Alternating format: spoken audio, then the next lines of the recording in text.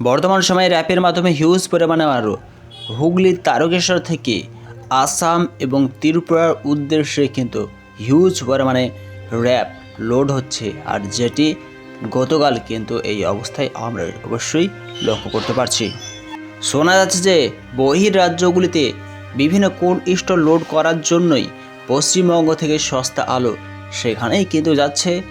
আর এই উদ্যোগটি গ্রহণ করেছে পশ্চিমবঙ্গের এক বা একাধিক চাষির সঙ্গে ব্যবসায়িক ভাইরা।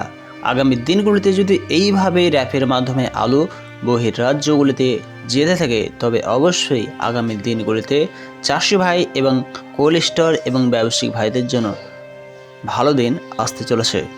এই বছর যদি প্রথম দিক থেকে আলুর দাম থাকতো, তবে এই ধরনের পরিস্থিতি দেখা যেত না, কারণ এই বছর ইউপিতে আলুর উৎপাদন কম।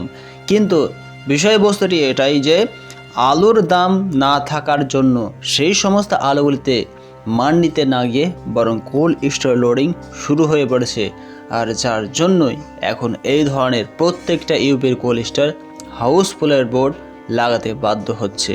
যদি দাম থাকতো তবে এক বা একাধিক চাষি ভাইরা প্রথমের দিকে আলু বিক্রি করে নিজেকে শান্তি শৃঙ্খলার মধ্যে নিয়ে আসতো, কিন্তু এই বছর তার উল্টো পাল্টায় লক্ষ্য করা যাচ্ছে।